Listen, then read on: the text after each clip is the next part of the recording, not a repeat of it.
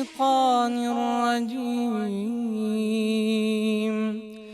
بسم الله الرحمن الرحيم. يا أيها الإنسان ما غرك بربك الكريم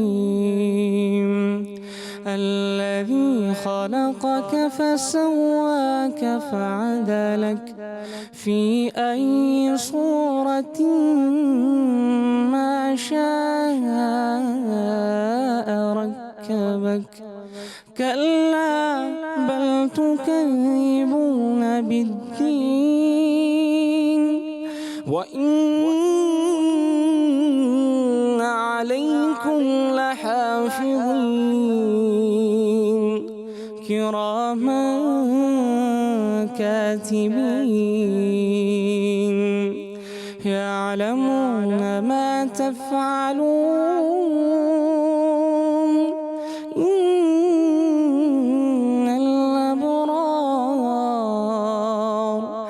إن الأبرار لفي نعيم وإن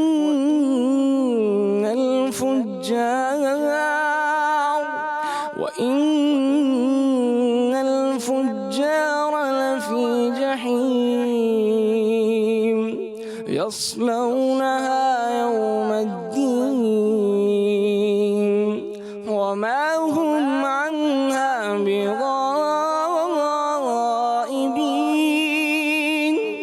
وما أدراك ما يوم الدين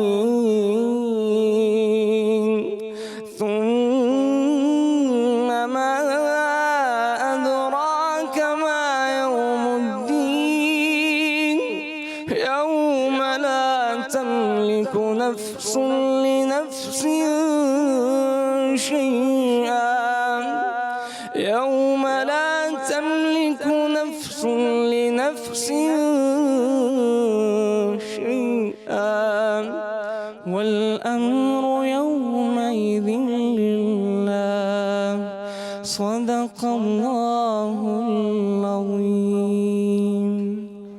سبحان اللہ، ماشاء اللہ، اور الحمدللہ کہ اللہ تعالیٰ نے ہمیں اس لیے چنا کہ ہمارے اس فورم سے یہ تلاوت آج آپ نے سنی، اور اللہ تعالیٰ نے ہمیں موقع دیا کہ ہم نے بھی سنی اور بہت بہت لطف آیا. اللہ تعالیٰ آپ کو اس کی جزا دے، آپ کے الفاظ میں تاثیر پیدا کرے اور آپ کے الفاظ کو قبولیت کا درجہ دے.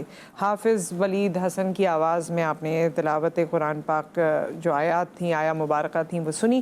آج کا ٹاپک میں آپ کو پہلے بتا چکی ہوں کہ آزمائش، عذاب، مشکلات اس کے حوالے سے ہے، اور اس میں گفتگو فرمانے کے لیے ہمارے ساتھ موجود ہیں مولانا عبدالقادر ہزاروی صاحب. السلام علیکم. وعلیکم السلام ورحمۃ اللہ. مولانا صاحب، اس سے پہلے کہ میں آپ سے سوال کروں، ایک بات مجھے اپنے ناظرین کے ساتھ کرنی ہے، اور بات یہ ہے کہ ہم ماؤں کی روز صبح کی ایک ڈرل ہوتی ہے کہ روز صبح ناشتے ہیں تو بچوں نے اسکول جانا ہے، اور روز صبح کی ایک ظاہر سب گہما گہمی سب کے گھروں میں ہوتی ہے، اور اس وقت ناشتے میں اس کی تگ و دو میں اکثر ایسا ہوتا ہے کہ ہر کسی کی خواہش پوری نہیں ہوتی اور بچوں کا منہ بھی بن جاتا ہے. اچھا، یہ روز کی ڈرل، روز کی سوچ، روز کی تمام چیزوں کو نور پور نے سمجھا ہے، اور نور پور نے اس کا احساس کیا ہے اور ماؤں کے ساتھ کھڑے ہونے کا اسٹانس لیا ہے.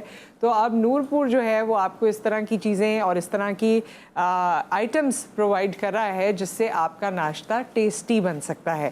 تو نور پور آپ ضرور ٹرائی کریں اور پھر دیکھیں کہ آپ کے ناشتے میں کتنی ویریشنز آتی ہیں.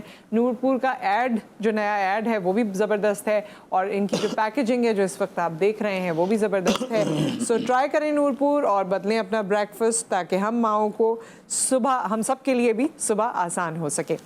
سو اب اپنے ٹاپک پر آ جاتے ہیں، اور مولانا عبدالقادر ہزاروی صاحب ہمارے ساتھ موجود ہیں. مولانا صاحب، آزمائش اور عذاب، پہلے تو ان کا ڈفرنس پتہ چل جائے کہ کیسے پتہ چلے انسان کو، کیونکہ وہ ایک تو ویسے ہی مشکلات میں ہوتا ہے، پھر اسے یہ بھی ڈر ہوتا ہے کہ خدا نخواستہ مجھ پہ یہ عذاب نازل ہو رہا ہے یا آزمائش ہے. کیا فرمانا چاہیں گے؟ بسم اللہ الرحمن الرحیم. وَلَنَبْلُوَنَّكُمْ بِشَيْءٍ مِّنَ الْخَوْفِ وَالْجُوعِ وَنَقْصٍ مِّنَ الْأَمْوَالِ وَالْأَنفُسِ وَالثَّمَرَاتِ وَبَشِّرِ الصَّابِرِينَ. الذین اذا اصابتهم مصیبہ قالوا انا للہ و انا الیہ راجعون صدق اللہ مولانا العظیم صلی اللہ علی النبی الامی الرؤوف الرحیم۔ بہت شکریہ سب سے پہلے پروگرام میں مدعو کرنے کا، اور اس کے بعد ہم آپ کے سوال کی طرف آتے ہیں کہ ایک آزمائش ہوتی ہے اور ایک عذاب ہوتا ہے، آزمائش میں اور عذاب میں بنیادی فرق کیا ہے؟ جی، اس سے پہلے سامعین کو یہ بات ذہن میں رکھنی چاہیے کہ یہ جو دنیا ہے اس کا نام سرکار دو عالم صلی اللہ علیہ وسلم نے احادیث مبارکہ میں دار الامتحان یا پھر ابتلاء یا پھر آزمائش رکھا ہے۔ یعنی دنیا کی جو زندگی ہے یہ بذات خود ایک آزمائش ہے، اور ایسا بھی نہیں ہے کہ کسی کو آزمایا نہیں جائے گا، اس پر آزمائش یا امتحان نہیں نازل کیا جائے گا، بلکہ سرکار دو عالم صلی اللہ علیہ وسلم کا ارشاد گرامی ہے، آپ علیہ السلام نے فرمایا کہ دنیا میں سب سے زیادہ انبیاء علیہم السلام کو آزمائش میں ڈالا گیا۔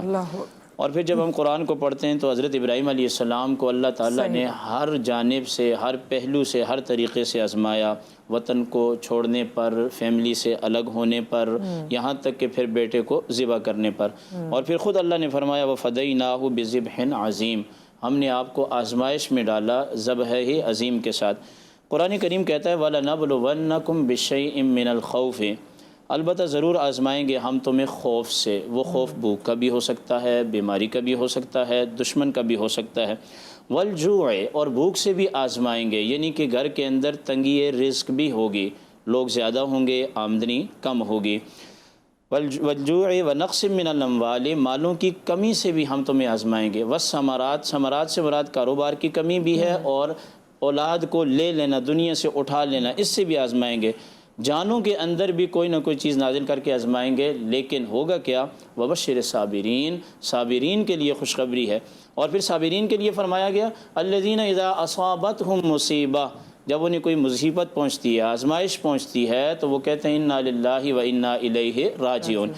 اب اس کے بعد آپ کے سوال کی طرف آتے ہیں۔ حضرت شاہ ولی اللہ محدث دہلوی رحمہ اللہ نے اور امام فخر الدین رازی نے ایک بڑی پیاری بات لکھی ہے، فرمایا کہ ہمیں کیسے پتہ چلے گا کہ یہ ہمارے لیے آزمائش ہے یا ہمارے لیے عذاب ہے؟ تو فرمایا کہ جب بندہ کسی مصیبت کے اندر مبتلا ہو، اور مبتلا ہونے کے بعد اس کا دل اطمینان میں ہو، اور وہ رجوع اللہ کرے، اللہ کا ذکر کرے، اللہ کو یاد کرے، اللہ تعالیٰ سے دعائیں کرے، اللہ سے التجائیں کرے، تو اس بندے کو سمجھ لینا چاہیے کہ یہ اس کے لیے جو مصیبت آئی ہے بطور عذاب نہیں ہے بلکہ بطور آزمائش کے ہے، کیونکہ اللہ تعالیٰ کسی بھی بندہ مومن پر آزمائش کو نازل کر کے وہ اپنی طرف اس کو رجوع کرنا لانا چاہتا ہے، جیسے کہ قرآن میں آتا بھی ہے فَفِرُّوا إِلَى اللَّهِ، اللہ کی طرف تم بھاگ جاؤ۔ اور پھر دوسرا عذاب کے بارے میں یہ ہے کہ جب کسی بندے کو مصیبت پہنچے، پریشانی پہنچے، اگر اس کی رجوع اللہ کی طرف اس کا رجوع نہیں ہے، دعائیں نہیں ہیں، التجائیں نہیں ہیں، لوگوں کے سامنے شکوہ ہے، شکایت ہے، ناشکری ہے، کفران نعمت ہے، آہو بکا ہے، فضا ہے اور چلانا ہے، تو وہ بندہ سمجھ لے کہ یہ اس کے لیے عذاب ہے۔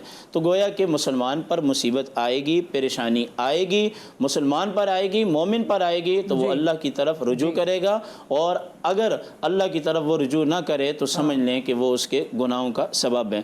اور دوسری بات یہ ہے کہ بسا اوقات اللہ پاک گناہگار مومن پر مصیبت کو نازل کر کے اس کو گناہوں سے پاک صاف کرنا چاہتا ہے، جیسا کہ ترمذی شریف کی حدیث پاک ہے، سنن میں سرکار دو عالم صلی اللہ علیہ وسلم نے ارشاد فرمایا تم میں سے کسی ایک کے پاؤں میں کانٹا بھی چبھتا ہے تو اللہ پاک اس کی وجہ سے بندے کے گناہ معاف کر دیتا ہے۔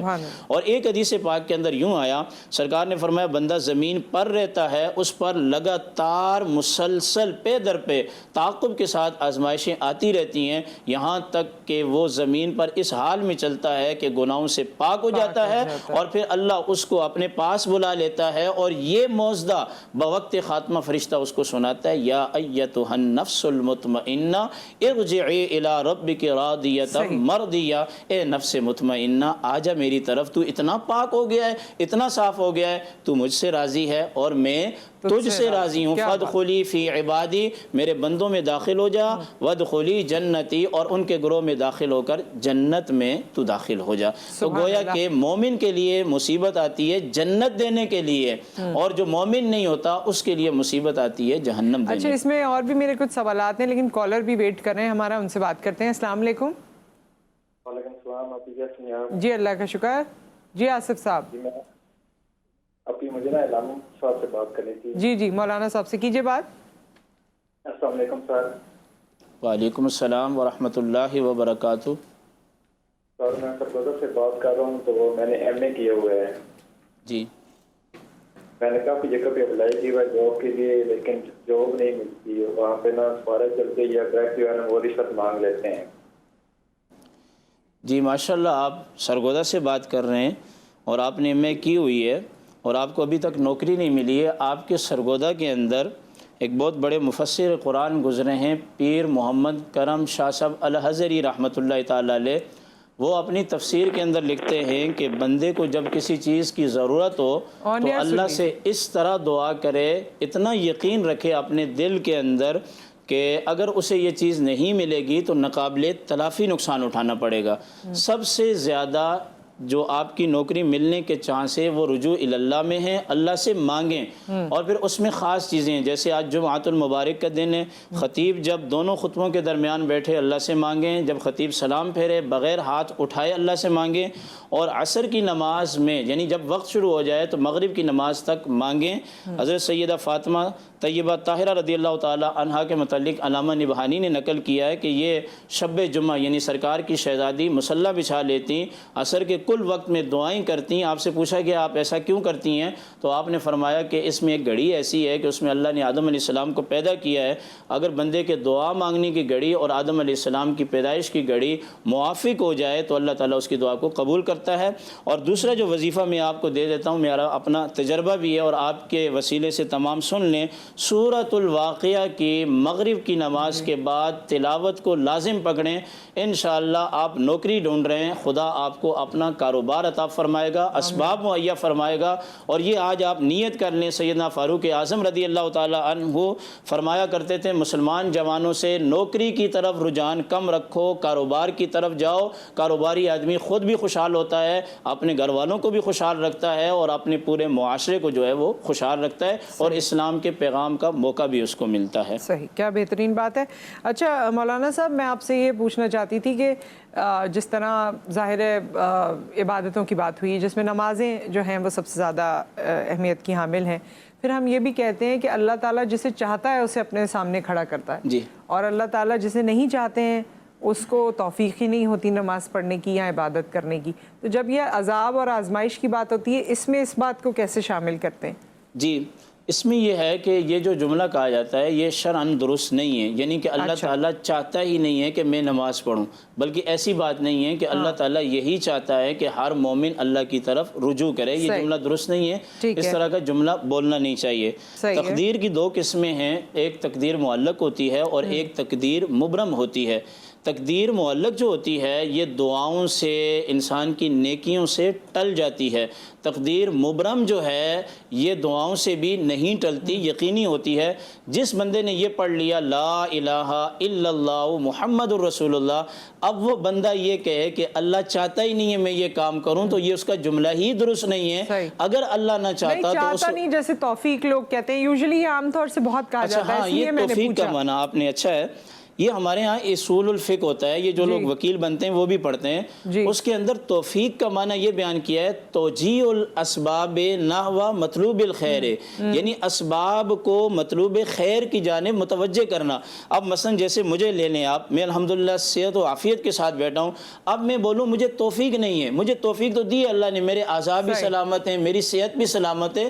توفیق کا مطلب یہ ہے کہ بندے کے اعضاء بھی سلامت ہوں نماز کے لیے، صحت بھی سلامت ہو، یہ مطلب ہے۔ یہ مطلب نہیں ہے کہ اللہ پاک اس کو گھر سے اٹھا کے لا کے مسجد میں کھڑا کر دیں گے، یہ مطلب نہیں۔ ہاں ایک معذور آدمی ہے، مسلسل وہ مدہوشی میں جا رہا ہے تو اس کو نماز پڑھنے کی توفیق نہیں ہے اور اس کو نماز ہے بھی معاف ہے۔ کالر ہمارے ساتھ ہیں، السلام علیکم۔ السلام علیکم۔ وعلیکم السلام۔ ہاں جی، کون ہے ہمارے ساتھ اور کیا سوال ہے؟ فیاض حسین بات کر رہا ہوں۔ جی فیاض صاحب، جی سر باری بات یہ ہے کہ میں ساری زندگی جو کام کیا میرے 35-36 سال عمر ہے، تو بچپن سے کام کرتا ہوں، میرا ہاتھ سیدھا نہیں ہو رہا ہے، بہت پریشانیاں آئی ہے، بہت حالات خراب ہے، ابھی بھی حالات بہت ٹینشن میں۔ ٹھیک ہے، اچھا یہ حالات کے حوالے سے ہم بات کریں گے، ایک اور کالر ہیں، پھر اس کے بعد آن ایئر آپ کو جواب دیتے ہیں۔ السلام علیکم۔ وعلیکم السلام جی جی، میں نے بات کرنی ہے۔ میرے حالات کچھ ایسے ہیں کہ اپنا کوئی کاروبار کا معاملہ نہیں چل رہا، جو اس کے ساتھ ہی بھلا کرتا ہوں وہی الٹا، میں نے رقبہ لیا وہ پیسے بھی نہیں دے رہے اور رقبہ بھی نہیں دے رہے، ایسے حالات، گھر میں پریشانی، اب بالکل ٹھیک ہے، سارے بچے اور ہم جو ہے نا بیمار ہی ہیں تقریباً۔ اچھا ٹھیک ہے، ہم اس کے حوالے سے بات کرتے ہیں، آن ایئر بات کرتے ہیں۔ ایک بریک آ گیا، بریک کے بعد بات کریں گے دونوں مہمانوں سے، کیونکہ ہمارے ساتھ حافظ صاحب بھی موجود ہیں، وہ بھی اس پہ کچھ کہنا چاہ رہے ہیں، وہ شامل کریں گے آفٹر دا بریک۔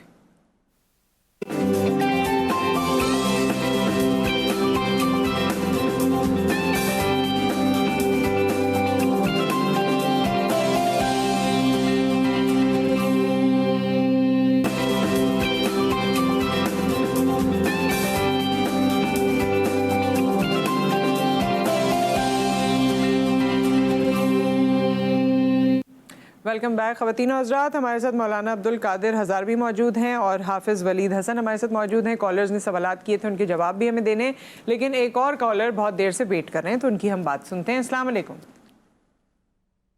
یہ قائد صاحب، میں نے بات کرنی تھی کہ میں نا لاہور سے ناصرہ بات کر رہی ہوں۔ جی، تو میرا مسئلہ یہ ہے کہ میری پریشانی 1995 میں میری شادی ہوئی تھی، جب سے لے کے اب تک میں مسلسل پریشانیوں کا شکار ہوں۔ تو میاں کا بھی انتقال ہو گیا، تو اور بے برکتی اتنے 2 بچے ہیں میرے ماشاءاللہ، بیٹی بیٹا، تو ان کے سنگل پیرنٹ ہوتے ہیں، کفالت کی ماشاءاللہ، اب بچے کا بھی بے روزگار ہے اور چیزیں پریشانی بہت ہے، بیماریاں یعنی کہ اٹیک کرتی ہیں، پریشانی بہت ہے، قرضے اس قدر ہیں جس کی کوئی حد نہیں۔ تو آپ سے ہے کہ ابتدا ہے کہ کوئی ایسا عمل بتائیے۔ آپ ماشاءاللہ نماز بھی پڑھتے ہیں، سب کچھ کرتے ہیں، لیکن پھر بھی پریشانیاں نہ ختم ہونے کا نام نہیں لے رہی۔ تو آپ سے آپ کو ایسا وظیفہ وغیرہ یا ایسا کچھ بتائیں کہ جو پریشانیاں ختم ہوں، اللہ تعالیٰ سب کے ہاتھ میں بہتری کرے۔ ٹھیک ہے، آن ایئر بات کر لیتے ہیں۔ بہت شکریہ نازیہ، آپ نے کال کی۔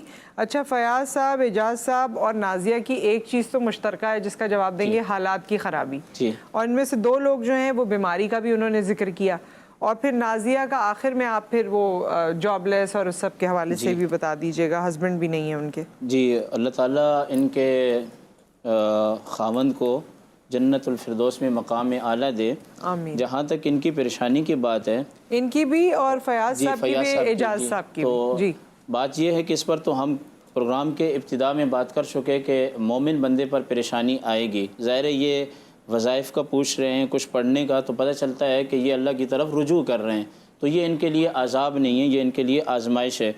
امام اہل سنت اشاہ احمد رضا خان فاضل بریلوی رحمۃ اللہ تعالیٰ علیہ نے ایک مجرب نسخہ بیان فرمایا ہے، وہ یہ ہے کہ بندہ عشاء کی نماز پڑھنے کے بعد اپنے گھر کی چھت پر، اگر چھت نہیں ہے تو گھر میں ہی، یہ مجبوری ہے، قبلہ کی روح کھڑے ہو کر 400 مرتبہ یا مسبب الاسباب، اگر یہ پڑھے تو انشاءاللہ العزیز جس کی اولاد نہیں ہے اللہ اولاد دے گا، اور جس کا کاروبار نہیں ہے اس کو کاروبار ملے گا، یہ کوشش کریں۔ دوسرا یہ نازیہ صاحبہ کے لیے میں یہ کہنا چاہوں گا کہ اگر آپ قرآن مجید پڑھتی ہیں، تلاوت بھی ہو جائے گی، برکت بھی ملے گی، 60 مرتبہ آپ عشاء کی نماز کے بعد، یا اس کو آپ کے لیے آسان کیے دیتے ہیں، 24 گھنٹوں میں کسی وقت کسی نماز کے بعد 60 مرتبہ آپ سورۃ القریش کی تلاوت اس نیت کے ساتھ کریں کہ اللہ تعالیٰ آپ کے کاروبار میں یا آپ کے بچوں کو رزق مل جائے، لإیلاف قریش، کیونکہ اس میں رزق کی بات ہے۔ اخلاص کے ساتھ آپ کریں گی تو انشاءاللہ العزیز آپ کا مسئلہ جو ہے وہ حل ہو جائے گا۔ اور دوسرا کیا تھا؟ بس ان کے یہی بچوں کی۔ اچھا، ایک اور چیز ہے، میں آپ کے پروگرام سے، چونکہ یہ کال آتی رہیں گی کہ سب کے لیے، میرے لیے بھی ہے، آپ کے لیے بھی ہے، حافظ صاحب کے لیے بھی ہے۔ امام حسن بصری رحمۃ اللہ تعالیٰ علیہ اپنی مجلس میں بیٹھے ہوئے تھے، تو ایک شخص آیا اور اس نے آگے کہا کہ میں بیمار ہوں، تو آپ نے فرمایا کہ استغفار کر، اور دوسرا شخص آیا, اس نے کہا جی میرا اولاد نہیں ہے, تو آپ نے فرمایا استغفار کر. تیسرا آیا بارش نہیں ہو رہی, آپ نے فرمایا استغفار کر. ایک آیا اس نے کہا کہ جی میرا باغ تباہ ہو گیا, آپ نے فرمایا استغفار کر. ایک لمبی لائن لگ گئی. تو شاگرد کہنے لگے حضور بات سمجھ میں نہیں آئی, سائلین مختلف ہیں اور ان کا جواب ایک ہی ہے. تو آپ نے فرمایا کہ یہ جواب میں نے از خود نہیں دیا, یہ قرآن کریم میں موجود ہے. تو شاگردوں نے پوچھا کیسے؟ فرمایا اللہ پاک فرماتا ہے فَقُلْتُ اسْتَغْفِرُوا رَبَّكُمْ إِنَّهُ كَانَ غَفَّارًا يُرْسِلِ السَّمَاءَ عَلَيْكُمْ مِدْرَارًا وَيُمْدِدْكُمْ بِأَمْوَالٍ وَبَنِينَ وَيَجْعَلْ لَكُمْ جَنَّاتٍ وَيَجْعَلْ لَكُمْ أَنْهَارًا, کہ تم اللہ سے استغفار کرو, جس کی اولاد نہیں استغفار کی وجہ سے اسے اولاد مل جائے گی, جس کا روزگار نہیں اس کو روزگار مل جائے گا, جو بیمار ہے اس کو شفا مل جائے گی. یعنی کہ استغفار ایسا وظیفہ ہے, اب بندہ اس کو لازم پکڑے تو انشاءاللہ العزیز معاملات حل ہوتے رہیں گے. اور غالباً اعجاز صاحب نے یا ان تینوں میں سے کسی نے یہ بھی کہا تھا کہ بیماری ہے, بیمار بہت رہتے ہیں, تو بیماروں کے لیے تو ایک بہترین دعا ہے جس کو آیت شفا کہتے ہیں. ابراہیم علیہ السلام کہتے ہیں جب مجھے بھوک لگتی ہے خدا مجھے کھلاتا ہے, پیاس لگتی ہے تو پلاتا ہے. اور پھر آگے آپ نے بڑی پیاری دعا فرمائی وَإِذَا مَرِضْتُ فَهُوَ يَشْفِينِ, اور جب میں بیمار پڑ جاتا ہوں تو وہ مجھے شفا دیتا ہے. اول آخر 11 مرتبہ درود شریف گلاس پانی کا رکھیں, وَإِذَا مَرِضْتُ فَهُوَ يَشْفِينِ, یہ پڑھ کے دم کر کے پی لیں. اب اگلی بات یہ ہے کہ مولانا صاحب دم بھی کرتے ہیں, نمازیں بھی پڑھتے ہیں, لیکن اس کے باوجود کام نہیں ہوتے. تو کب نماز نے کہا ہے کہ آپ پڑھو گے تو آپ کو روزگار ملے گا؟ نماز تو ہم نے ویسے پڑھنی ہے, لیکن جب آپ اخلاص پیدا کریں گے نا تو انشاءاللہ العزیز معاملات جو ہیں وہ حل ہو جائیں گے. دھیان لگائیں, اس میں دھیان جو کہا جاتا ہے. اور یہ استغفر اللہ کے حوالے سے بھی استغفار لوگ پڑھتے ہیں, تسبیح استغفر اللہ کہتے ہیں, لیکن اچھا یہ کہ اس کی دعا پڑھ لیں استغفر اللہ ربی من کل ذنب واتوب الیہ. تو یہ پوری پڑھ لیں گے, چھوٹی سی ہے تو زیادہ فائدہ ہوگا. ایک کالر ہے, اس کے بعد حافظ صاحب آپ کی طرف آ رہے ہیں, آپ کو ویٹ کرنا پڑا ہے. السلام علیکم. بیٹھے ہوئے. ہیلو جی السلام علیکم. احسن عرض کر رہا تھا کراچی سے. جی جی جی احسن صاحب. ماشاء اللہ مولانا صاحب نے بہت ڈیٹیل میں بہت اچھا بتا دیا. میں اسی طرف آ رہا تھا اور یہی میرا سوال بھی تھا کہ جو بھی آج ٹاپک چل رہا ہے آپ کا, جیسے کہ ہے حدیث مبارکہ صلی اللہ علیہ وسلم میں کہ صدقہ بلاؤں کو ٹالتا ہے. اگر کوئی شخص کوئی بھی مرد خواتین ان حالات کو دیکھتے ہوئے پہلے اس سے کثرت سے دعائیں کر رہا ہے, عبادت نوافل صدقہ خیرات استغفار معمولات میں شامل ہے, صبح شام کی دعائیں, تو اگر وہ اس طرح کی چیزیں کر رہا ہے تو یہ چیز جیسے کہ استغفار کے ساتھ دعائیں اور درود شریف وغیرہ بھی نیک اعمال صدقہ خیرات, تو یہ سب اعمال کس حد تک اہمیت رکھتے ہیں اس کو محفوظ رکھنے میں؟ ان پہ ڈیٹیل میں روشنی ڈال دیتے ہیں. ٹھیک ہے ٹھیک ہے, ضرور بات کر لیں گے.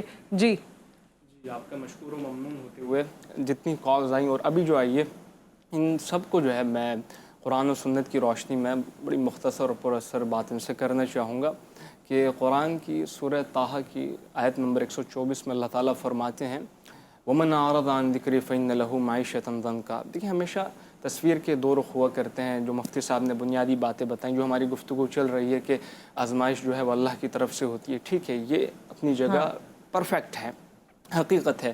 تصویر کا جو دوسرا رخ ہے نا انتہائی اہم, وہ یہ ہے کہ انسان پہ جو حالات آتے ہیں وہ اعمال کا جو ہے کافی زیادہ اثر ہوتا ہے. اب اس آیت کا جو ترجمہ ہے وہ کیا ہے؟ اللہ تعالیٰ فرماتے ہیں جو میرے ذکر سے اعراض کرتا ہے, منہ پھیرتا ہے, تو اس کی زندگی تنگ کر دی جاتی ہے. اب علماء کرام نے یہاں ذکر سے اعراض سے مراد جو ہے قرآن پہ ایمان بھی لکھا ہے, اور اس کے علاوہ جو اللہ کا ذکر ہے اور اللہ کے احکام ہیں, نماز ہے, قرآن ہے, سنت ہے. آج ہماری معلومات تو ہے, ہماری نالج تو ہے, لیکن جہاں بات آتی ہے عمل کی تو پھر شاعر نے کہا نا کہ عمل سے زندگی بنتی ہے, جنت بھی جہنم بھی, یہ خاک کی اپنی فطرت میں نہ نوری ہے نہ ناری. آج ہمیں ضرورت ہے اپنے علم پہ عمل کرنے کی. اور اسی طرح شاعر کیا خوب کہتے ہیں کہ تو ادھر ادھر کی نہ بات کر, یہ بتا کہ قافلہ کیوں لوٹا, مجھے رہزنوں سے گلا نہیں تیری راہبری کا سوال ہے. جہاں مفتی صاحب نے بہت بنیادی رخ اس تصویر کا بیان کیا ہے, وہی اسی طرح ایک اہم رخ اس تصویر کا یہ ہے کہ ہم اپنے اعمال کو جو ہے درست کریں, ہم رجوع اللہ کریں, ہم اللہ سے جو ہے مانگنے والے بنیں. اب جو حالات ہیں ملک کے, تقریباً آدھے سے زیادہ ملک پریشان ہے, اور جس طرح سے پہلے ہم نے عرض کیا حکومت نے کہہ دیا کہ یہ حالات رہیں گے, اور مہنگائی جو ہے پوری دنیا کی جو ہے وہ پریشانی ہے. تو اب ہم نے کیا کرنا ہے, وہ اللہ ہی ہیں جو حالات بدلیں گے, جو فیصلے جو ہے بدلیں گے اللہ کی طرف سے. تو یہ ہے, یہ بالکل بہت بہترین بات آپ نے کی. ایک بریک یہاں پر آ گیا, بریک کے بعد واپس آتے ہیں اور کنٹینیو کرتے ہیں.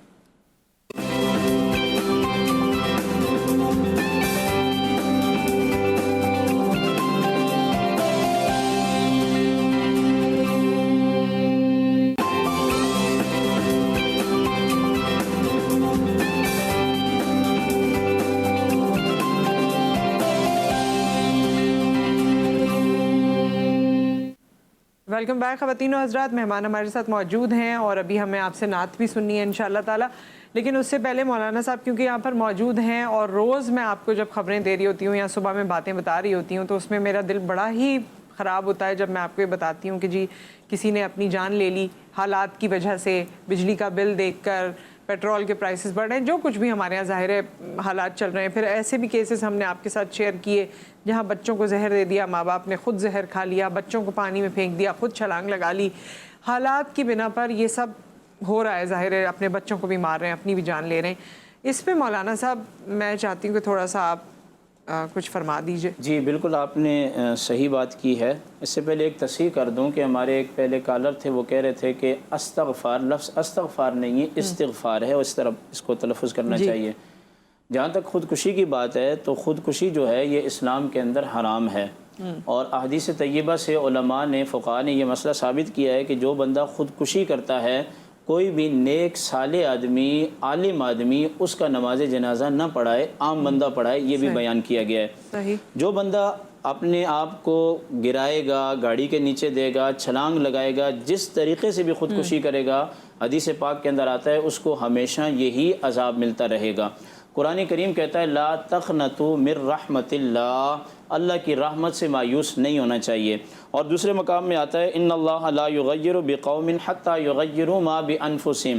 ٹھیک ہے پریشانیاں آ رہی ہیں, مصیبتیں آ رہی ہیں, آپ اس کا مداوع کریں, کوشش کریں. جہاں آپ 10 گھنٹے کام کرتے ہیں آپ 14 گھنٹے کرنا شروع کر دیں. اور جہاں تک یہ خودکشی کی بات ہے, اس میں آپ کو یہ بات بھی بتا دوں, اگر کسی فیکٹری کا ملازم یا کسی ملک کا شہری خودکشی کرتا ہے اور اس کی خودکشی کا سبب اگر اس ملک کی ریاست بنتی ہے یا فیکٹری کا مالک بنتا ہے تو وہ بھی اتنے ہی عذاب میں مبتلا ہوگا, اس سے بھی باز پرس ہوگی. مثلا جیسے ہم بات کر رہے تھے آج کل بجلی کے بل بہت زیادہ آ گئے ہیں, لوگ خودکشیاں کر رہے ہیں, تو یہ عذاب واپٹا پہ بھی جائے گا, ان کے ذمہ داروں پر بھی جائے گا, حکومت وقت پر بھی جائے گا.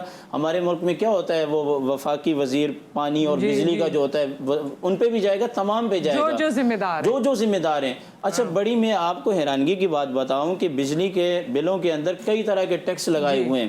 میں جس جامعہ میں پڑھاتا ہوں, جامعہ محمدیہ زینت اسلام فیض محمدی مسجد, اس کا بل 5 لاکھ روپے آیا ہے.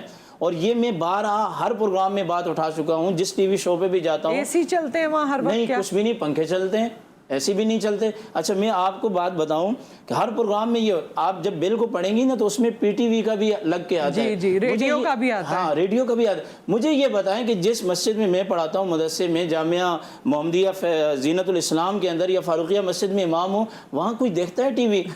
اللہ معاف کرے کوئی دیکھتا ہے اس کے اندر بھی لگا کے, یعنی کہ ان کو یہ پتہ ہی نہیں ہے کہ بھائی ہم بل بھیج رہے ہیں, یہ ہم گرجا گھر کو بھیج رہے ہیں, یہ اس کو بھیج رہے ہیں, امام بارگاہ کو, سب کو لگایا ہوا ہے. اللہ کی پناہ, اللہ معاف کرے. تو دوسری بات یہ ہے کہ میں اپنے سامعین سے یہ کہنا چاہتا ہوں کہ قناعت کریں, صبر کریں. دیکھیں ایک ہاتھ سیدھا نہیں ہو رہا, ایک ضرورتیں پوری ہو رہی ہیں یا نہیں ہو رہی. اگر آپ کا ہاتھ سیدھا نہیں ہو رہا تو نہ ہونے دیں. میرے آقا علیہ الصلوۃ والسلام نے ساری زندگی مال کو پسند نہیں کیا, لیکن فاروق اعظم رضی اللہ تعالیٰ عنہ کے زمانے میں ایسی نعمتیں آئیں کہ مدینہ دینے والا بن گیا. لوگ زکوٰۃ ہاتھ میں لے کے گھومتے تھے, کوئی ہے لینے والا, اندر سے آواز آتی تھی بھائی ہم نے بھی دینی ہے. تو قناعت کریں آپ کی ضرورت. مثلا میری ضرورت یہ ہے کہ میری بجلی کا بل ہو سکتا ہے, کھانا پینا بچوں کا, تو اس پر قناعت کریں. اس پر میں مختصر یہ ہے کہ اگر مل جائے تو شکر ادا کریں, نہ ملے تو صبر کریں. اللہ ہی نہیں ہمیں پیدا کیا, اللہ تعالیٰ انشاءاللہ ہمیں بھوکا کبھی بھی نہیں مارے گا. اور میرے استاد محترم ایک حدیث بیان کرتے تھے, عبد المصطفیٰ اظہری صاحب رحمۃ اللہ تعالیٰ نے بیان فرمائی, اللہ سورج اس وقت تک غروب نہیں کرتا کہ جب تک کسی جاندار کے رزق کا بندوبست نہیں فرما دیتا. سبحان اللہ. تو اللہ کرم کرے گا, دعائیں کریں, ذکر کریں انشاءاللہ. اور اب ہم اس سیگمنٹ کو کلوز کریں گے. یہاں پر ہم سب کو دعاؤں میں یاد رکھیں, اپنا خیال رکھیں.